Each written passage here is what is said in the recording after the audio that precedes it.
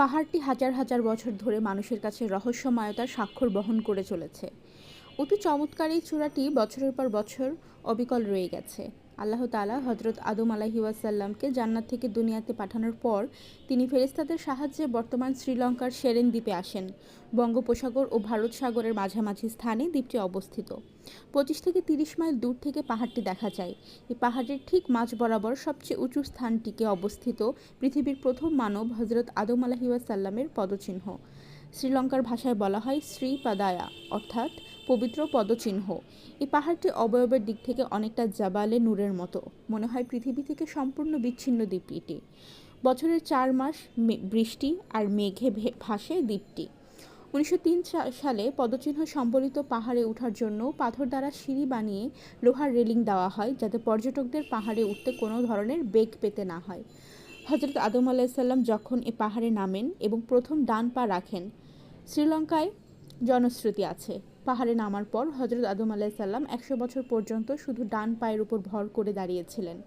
এই 100 বছর তিনি বাম পা মাটিতে রাখেননি। তখনও পৃথিবীর একমাত্র মানব তিনিই। হজরত আদম আলাইসাল্লামের পায়ের দৈর্ঘ্য 5 ফুট 7 ইঞ্চি এবং চওড়া 4 ফুট 7 ইঞ্চি। এই বরকতময় পায়ের চিহ্নটি সংরক্ষণের জন্য শ্রীলঙ্কা সরকার একটি 4 কোণা বিশিষ্ট বিল্ডিং তৈরি করেছে। সেখানে প্রবেশের জন্য রয়েছে একটি শক্ত লোহার গেট। সবচেয়ে আশ্চর্যের বিষয় হচ্ছে হজরত আদম আলাইসাল্লামের ডান পায়ের চিহ্নটা কেবলামুখী, অর্থাৎ পবিত্র কাবার দিকে ফেরানো।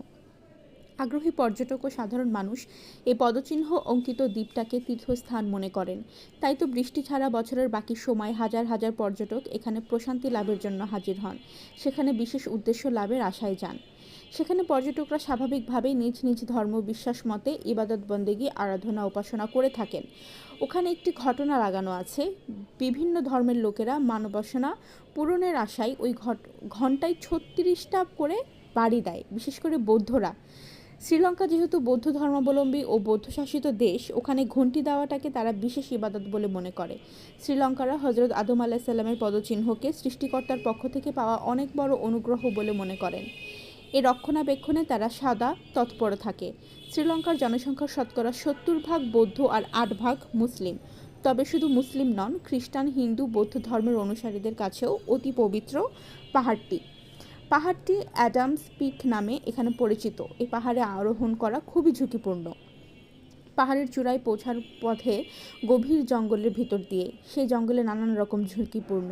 তবে চূড়ার কাছাকাছি একটি ধাতব সিঁড়ি আছে, তাতে রয়েছে 4000 ধাপ। এখানে পৌঁছতে সময় লাগে কমপক্ষে 12 থেকে 16 ঘন্টা। বছরের 3 থেকে 4 মাস এ পাহাড়ে আরোহণ করা যায়। বছরের 7 মাস সময়টাতে